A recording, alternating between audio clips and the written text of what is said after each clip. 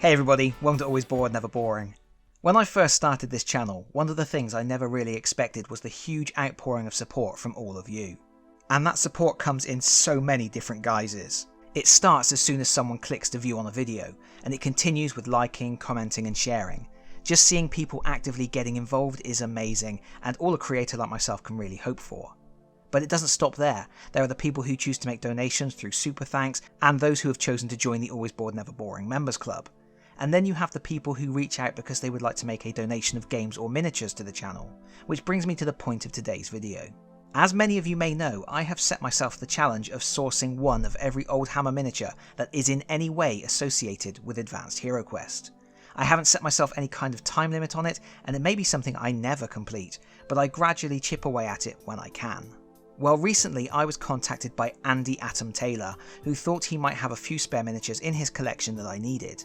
Turns out he had 3, and he very kindly donated them to the channel so I could check them out on camera, paint them up and add them to my ever-growing hoard of vintage Citadel miniatures. So, a huge thanks to Andy for being so generous and for making this video possible.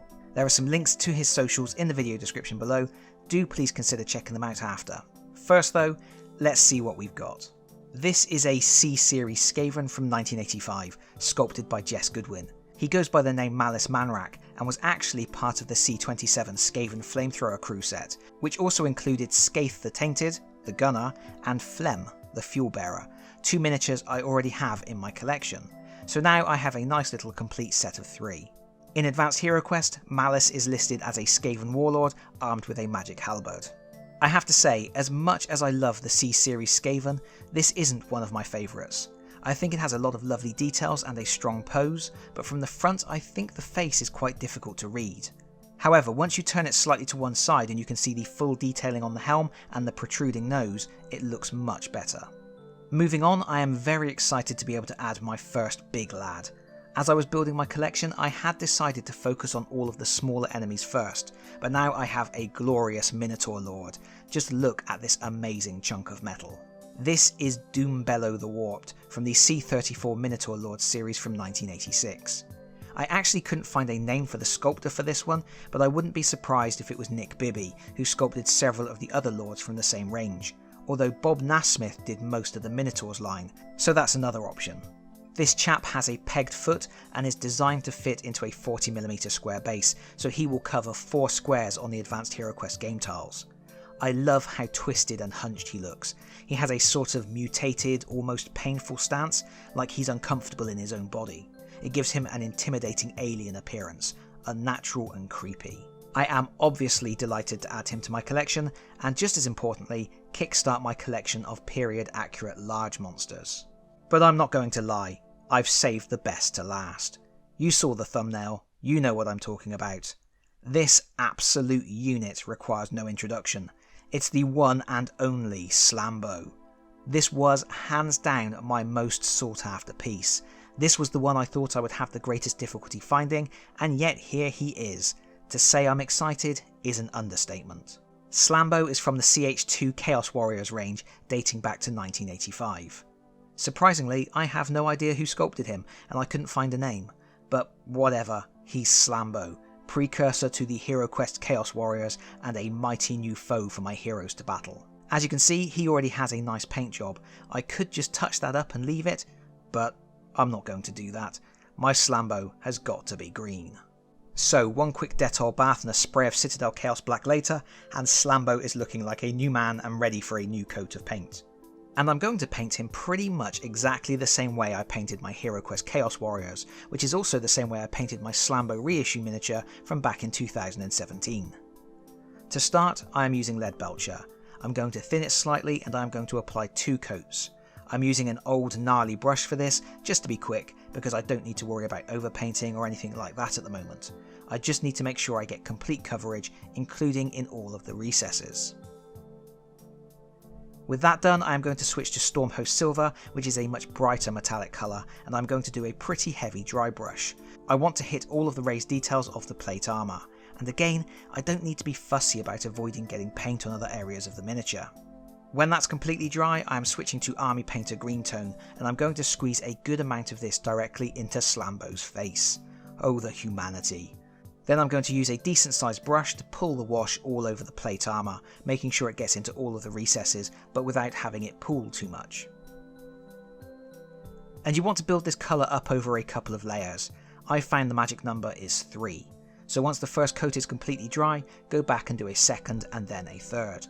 Between the second and third, if you are worried the hard edges of the plates aren't standing out enough, you can do another dry brush with Stormhouse Silver just on those raised areas, but I didn't do that here. And after 3 coats, we have this lovely metallic emerald green, which I really like. At this point, I'm going to go back to Lead Belcher to repaint some of the metal areas that I don't want to be green. So that's the axe blades, the studded ball on the top of the helmet, and any chainmail. 1 coat of Lead Belcher will be fine, just making sure I'm tidy in the application. I don't want to overpaint any of the green armour at this stage because it's a pain to repaint it.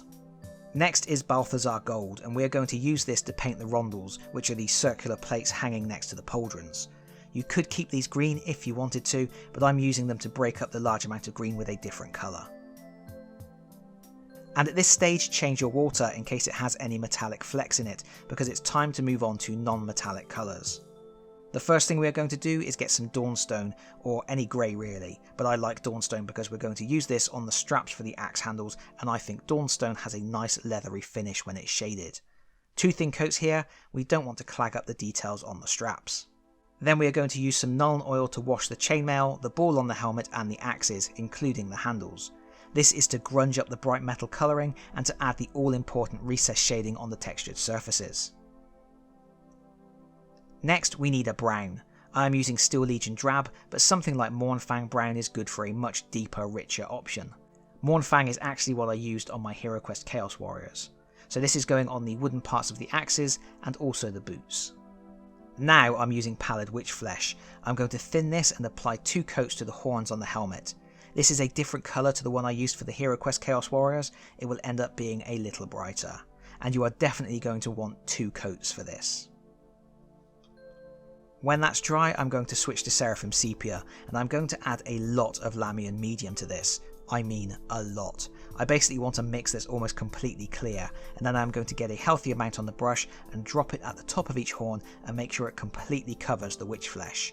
This will just tone down the brightness of the horns slightly and will help with the transition we're going to do next using Agrax Earthshade.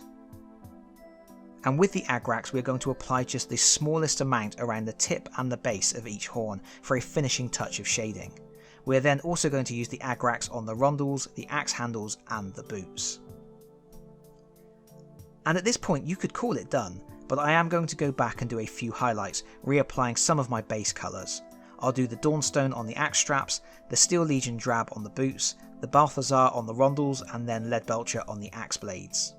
After that I just need to do my Flagstone base, which I've covered in detail in a separate video here on the channel, and then we're done. Slambo is ready to enter battle.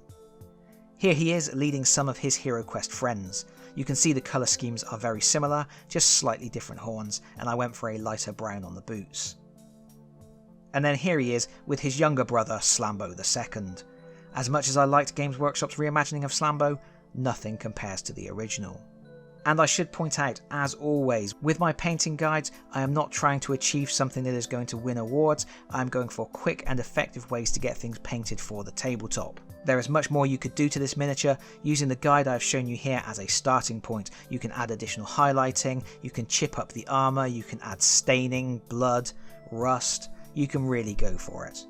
But for me, and for the purposes of this video, we are finished. So all that's left to do is to thank Andy Taylor once again for his generosity, and to thank all of you for watching. If you like the video, please consider pressing the like button. If you really like the video, please consider subscribing if you don't already do so. And hopefully, I'll see you all again very soon. Bye bye everyone. Bye bye.